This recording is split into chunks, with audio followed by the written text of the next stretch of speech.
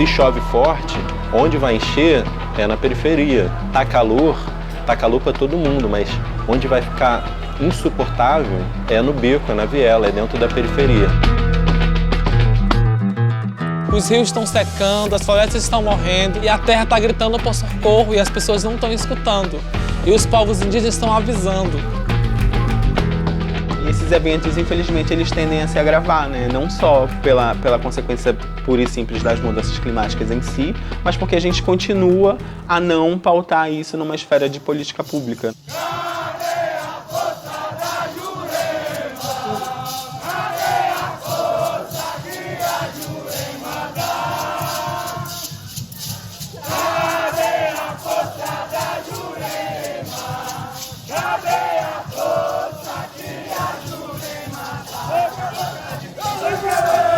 Meu sonho é que nós, povos indígenas, possam um dia viver em paz em nossos territórios.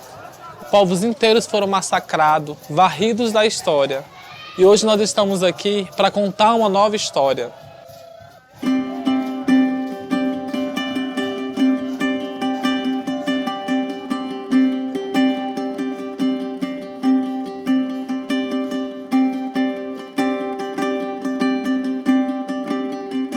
Eu lembro muito bem quando a gente começou com o nosso coletivo, a gente eram 12 jovens e tinha 3 máquinas fotográficas. As lideranças não tinham Facebook, não tinham Instagram, e a gente criou aquelas páginas para eles e tudo, ensinamos eles a mexer naquele espaço que era novo para eles, né? Porque a gente não tinha acesso à internet.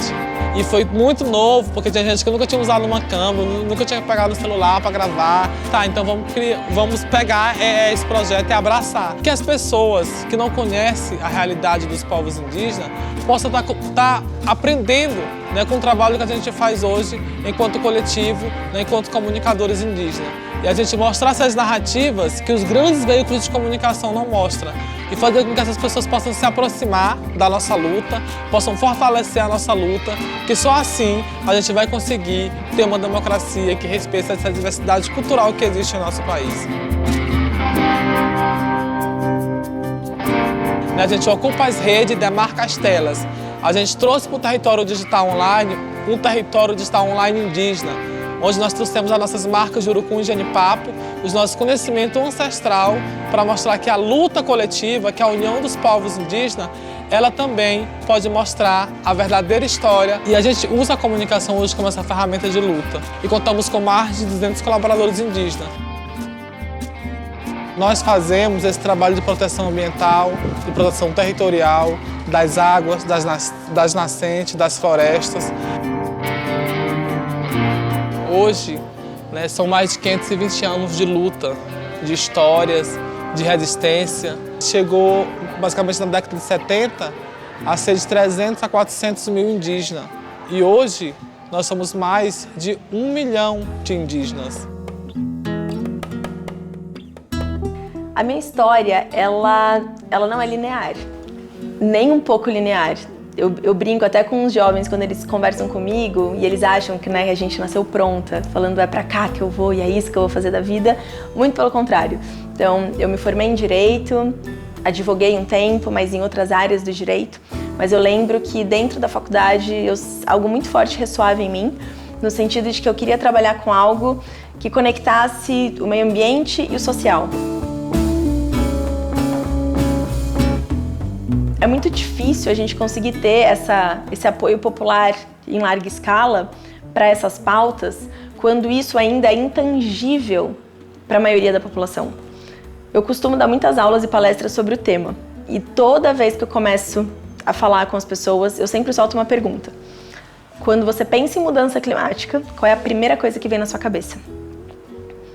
E ainda, sim, a gente tem como maioria pessoas falando urso polar e degelo. Não está errada essa resposta, mas ela está muito distante da nossa realidade.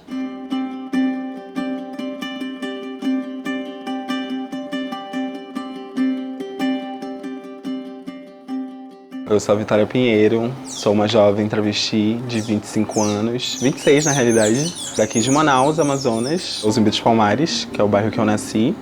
O que eu faço hoje em dia ele está muito ligado com a luta por mudanças climáticas, né? Do que significa isso e qual o impacto disso para a sociedade, mas principalmente para as juventudes, assim. E quando eu falo juventudes, eu falo exatamente pensando em quais são esses jovens, né? Que estão, tipo, não só na linha de frente, mas já são os mais impactados por essa e outras desigualdades. Desde que me reconheço, assim, como adolescente, percebo também essa realidade, sabe? Tipo, do que significa, por exemplo, para mim, um corpo negro, trans, habitar uma cidade, estar numa cidade como Manaus, uma cidade que tem diversas desigualdades e violências que a gente, às vezes, não percebe como sendo algo que seja estrutural, assim. E que, na realidade, a gente vai entendendo o que é, né? Quando eu termino o ensino médio, eu vou estudar políticas públicas. E aí já pensando como que isso pode retornar, assim, sabe? Tipo, não só para minha comunidade, mas mesmo para pautar juventudes, né? Que é o que hoje eu faço, assim, dentro da Palmares, né? Que é essa organização que a gente tem impulsionado desde aqui, desde o território. E que existe com esse sentido, assim, de como que essas juventudes, então, que estão no território, que são marginalizadas, que são periféricas, como que a gente pode pautar essas discussões que são estruturais, né?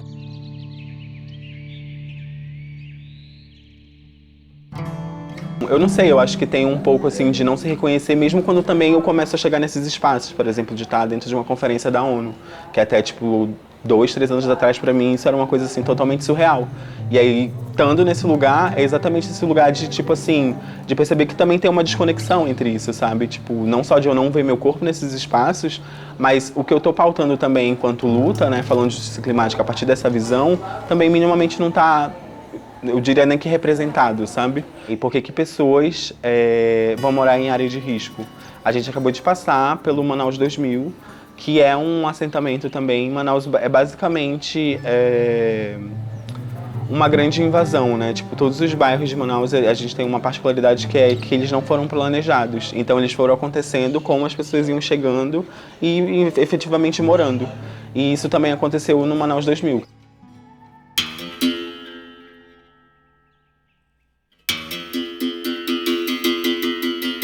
Nesse caso em que nós temos municípios ou estados com estudos já atualizados, a gente tem o desafio da vontade política, de entender isso como uma real necessidade transversal, porque as pessoas ainda veem essa pauta climática no Brasil e ambiental como uma caixinha isolada dentro de tantos outros problemas.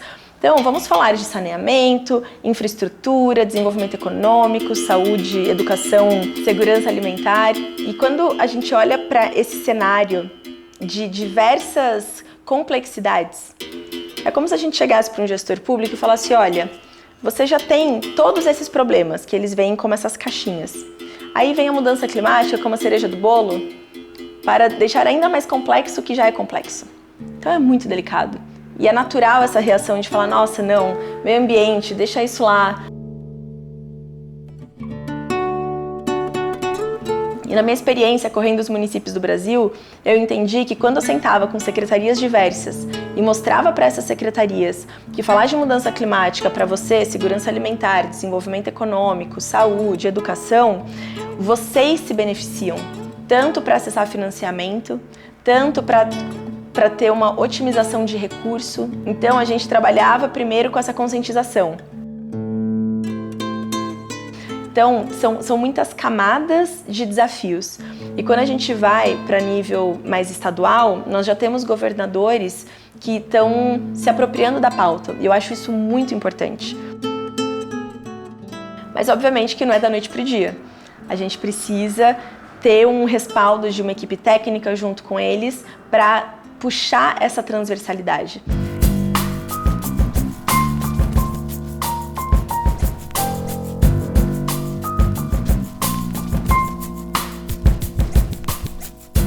Pensa na infraestrutura urbana que a gente tem de cidade hoje em dia, ela infelizmente não se adequa às emergências climáticas que têm acontecido. Meu nome é Thiago Nascimento, eu tenho 25 anos. Sou graduando em Direito na UERJ, sou cofundador do LabJaca junto com uma galera. E aí a gente viu ali uma urgência de produção de dados dentro da comunidade para que a gente conseguisse entender qual era a realidade desse cenário. A gente vê constantemente as pessoas preocupadas com a chuva. Chuva é algo natural, é algo que sempre aconteceu. O que acontece é que agora essas chuvas estão muito mais fortes e que a infraestrutura urbana que a gente tem dentro das periferias não suporta a chuva que tem acontecido no nosso dia a dia. Então a gente vê as casas encherem, famílias ficarem desabrigadas, a gente vê as pessoas perdendo seus bens. Então o que a gente tem pensado enquanto LabJac é como a gente consegue monitorar esses principais pontos, por exemplo, monitorar os pontos de enchentes que a gente tem dentro da favela do Jacarezinho, trazer comparativos com obras que têm sido feitas para conter um desassoreamento, como o desassoreamento do Rio Jacaré, por exemplo, se essas obras realmente estão tendo a efetividade necessária. Como é que a gente consegue pensar em política pública se a gente não tem dado, se a gente não tem efetividade dentro dessa produção de dados para a comunidade? O racismo ambiental, ele é um conceito que demonstra diretamente como os impactos das mudanças ambientais e climáticas afetam diretamente as pessoas que são mais vulneráveis dentro da sociedade. O racismo está organizado. Tem cor, endereço, CEP, classe. As cores das casas laranjas de quebrada se quebram toda vez que os córregos abertos invadem. Desrespeito direcionado por extermínio do mínimo do povo pobre. Racismo climático nem é citado, mas fica fácil identificar quando é só um lado da cidade que morre.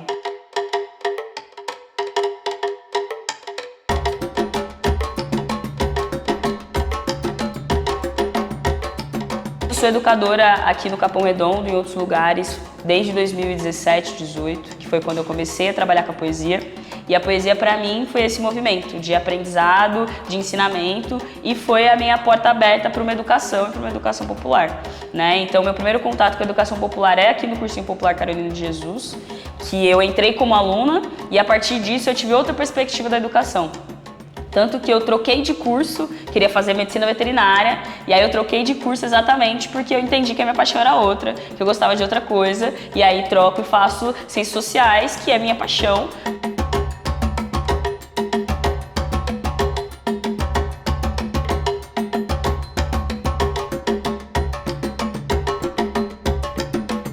Não dá pra partir do que eu conheço do mundo.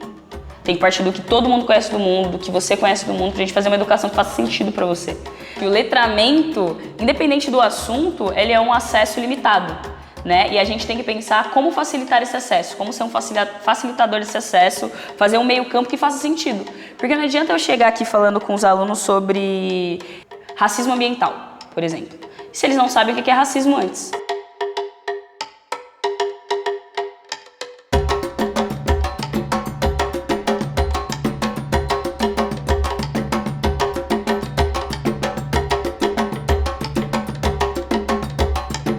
Pensar em como a educação facilita esse entendimento, né? De como a educação, ela muda essa história. Eu fui entender de justiça climática faz muito pouco tempo, né? A gente sempre pontua de como o clima tá esquisito e do tipo, de como isso reverbera a nossa história, mas nunca liga isso diretamente ao clima, né? Do tipo, putz, teve uma enchente porque choveu muito.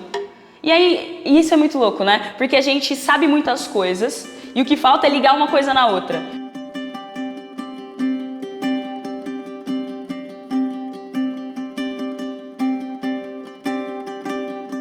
Quem plantou essa semente de pensar coletivamente em mim foi meu pai, assim. Meu pai, ele tem uma empresa que trabalha com reciclagem e que transforma o lixo em produtos variados reciclados. E desde então, assim, ele sempre demonstrou uma preocupação com o meio ambiente dentro da minha casa, que sempre foi muito presente na minha vida. É uma questão de família, né? Nós temos a família grandes matriarcas, né? As mulheres da família, elas assim se plantaram e continuam muito assim além. E com elas é que a gente aprendeu isso tudo, né? Eu tenho assim como base minha mãe e minha tia. Então a gente leva isso pra gente. Se você fizer no teu espaço, onde você está, aos poucos ir juntando, formando pessoas, mostrando a sua ideia, e essas pessoas se unirem para a mudança, com certeza você vai aumentando cada vez mais aqueles grupos que estão no seu entorno e as pessoas pensarem de maneira diferente, né?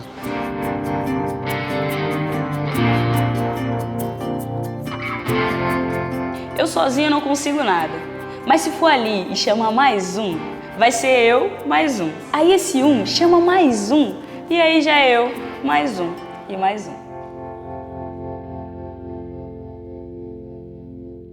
Mais um. E mais um. Mais um. Mais um. Mais um. Mais um. Mais um. Mais um. Mais um. Mais um. Mais um. Mais um. Mais um.